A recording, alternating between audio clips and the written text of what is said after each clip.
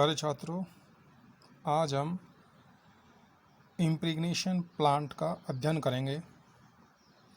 इम्प्रीगनेशन plant असल में उच्च दाब एवं निर्वात पर वार्निश को कोयल्स, ट्रांसफॉर्मर्स, रिले इत्यादि में भरने के लिए यूज किया जाता है। उससे इन कोयल्स स्थित वायर्स में कुचालकता, शॉर्ट सर्किट से बचाव, मैकेनिकल रिजिडिटी और इंसुलेशन बढ़ जाता है, जो इन कोयल्स के लिए फ़ायदेमंद होता है। साथ ही इम्प्रेग्नेशन ऑफ वार्निश यानी वार्निश का भराव मॉइस्चर, ह्यूमिडिटी एवं मौसमी प्रभावों से इन कोयल्स आदि की बेहतर सुरक्षा प्रदान करता है। यानी इम्प्रेग्नेशन प्लांट कोयल्स आदि में वार्निश करने के लिए आवश्यक होता है। बिना वार्निश कोयल्स की कुचालकता एवं सेफ्टी कमज़ोर बनी रहती है, इसलिए इम्प्रेग्नेशन करना अति आवश्यक होता है। ये सारी प्रक्रिया कोयल्स ट्रांसफ़र को पैकिंग करने से पूर्व कर ली जाती है। इम्प्रेग्नेशन प्लांट के भाग यानी उसकी संरचनात्मक भाग निम्नानुसार है: impregnation chamber, varnish storage tank, oil separator, condenser, water cooler jacket, heater, vacuum tube pressure pump. ये सभी जो 7 पार्ट्स बताए हैं, इन सब का अलग अलग कार्य होता है। सर्वप्रथम इम्प्रेग्नेशन चैम्बर, ये मेटल से निर्मित एक बेलनाकार कक्ष होता है जो 3 परतों से बना होता है, जो उच्च दबाव एवं निर्वात को सहन करने की क्षमता रखता है। प्रथम कक्ष में कोयल्स या ट्रांसफॉर्मर्स या रिलेज का रखने का कक्ष होता है। उसके चारों ओर हीटर का कक्ष बना होता है, जिसमें हीटर रखा होता है जो वार्निश को गर्म करने काम आता है। इसके चारों तरफ वाटर जैकेट में पानी बहता है, जो वार्निश को या उसमें स्थित कोयल को ठंडा करने के लिए, कूलिंग करने के लिए काम आता है। जैसा कि इस चित्र में दिखा रखा है, ये जो बेलनाकार कक्ष दे रखा, ये है इम्प्रेग्नेशन चैम्बर।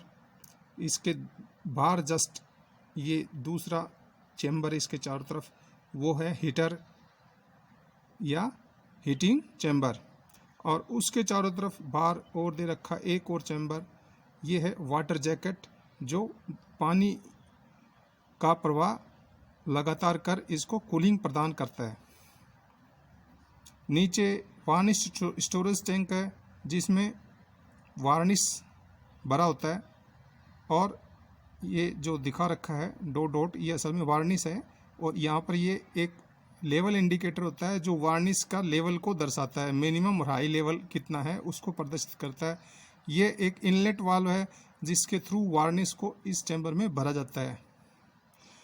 ये जो A5 वाल्व है, इसके द्वारा वार्निश को इम्प्रेग्नेशन चैम्बर में भरा जाता है। और यहाँ पर स्थित कोयल और ट्रांसफर आदि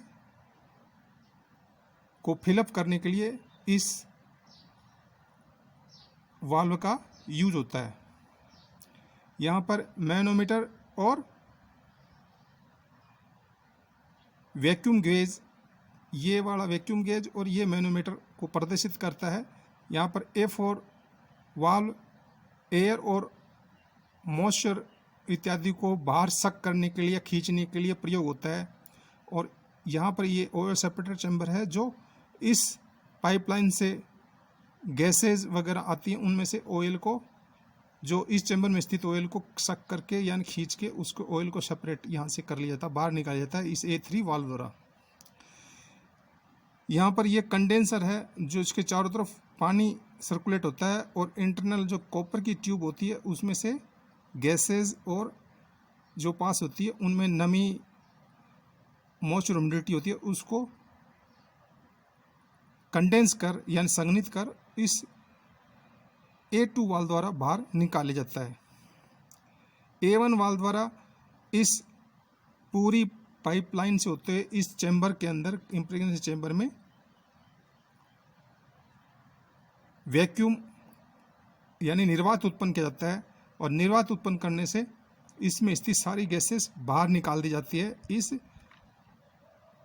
मोटर पंप द्वारा।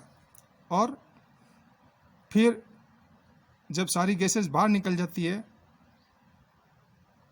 जबकि ये ऑलरेडी ये सारे आइटम जो इसमें रखे हैं, कोयल्स, ट्रांसफार्मर, ये इसमें रखे होंगे, उसके बाद ये सारी गैसेस बाहर निकाल जाती है इसी पंप द्वारा और निर्वात उत्पन्न किया जाता है।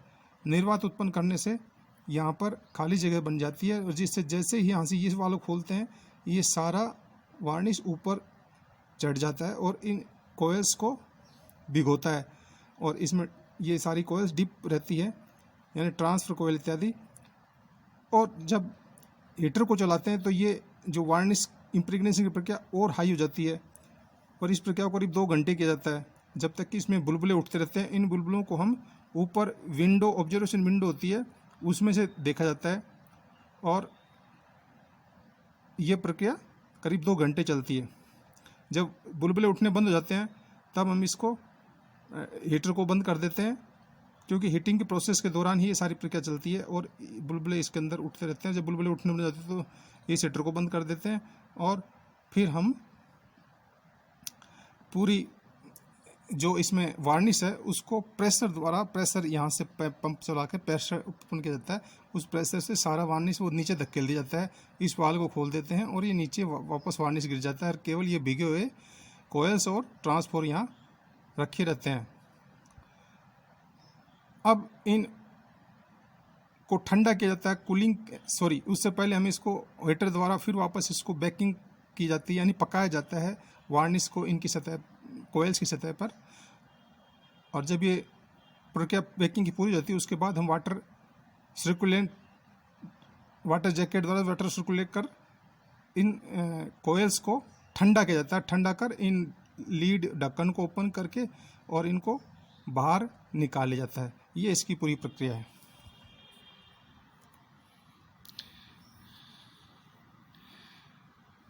वार्निश स्टोरेज टैंक में वार्निश रखने का मत है और ऑयल सेपरेटर, ऑयल को जो इस चैम्बर में ऑयल होता है उसको रिमूव करने का मत है। कंडेंसर जो ह्यूमिडिटी और नमी जो इस और गैसेज होती है उनको कंडेंस कर, उनको संघनित कर बाहर निकालने के लिए काम आता है।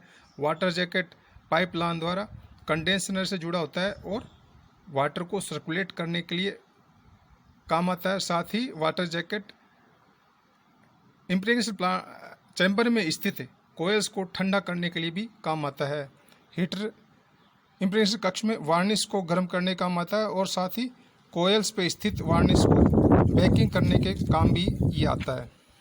वैक्यूम प्रेशर पंप यह है निर्वात और दबाव इम्प्रेगनेशन चैम्बर में निर्वात उत्पन्न करने एवं वार्निश पर दबाव पैदा करने के लिए इसका पंप का यूज होता है।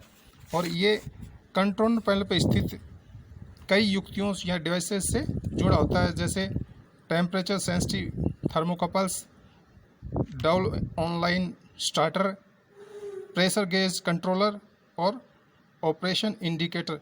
इन सभी से यह वैक्यूम प्रेशर पंप जुड़ा होता है। ये इसका पूर्ण कार्य एवं कंस्ट्रक्शन था जो हमने अभी इम्प्रेगनेशन प्लांट के ऊपर पढ़ा। धन्यवाद।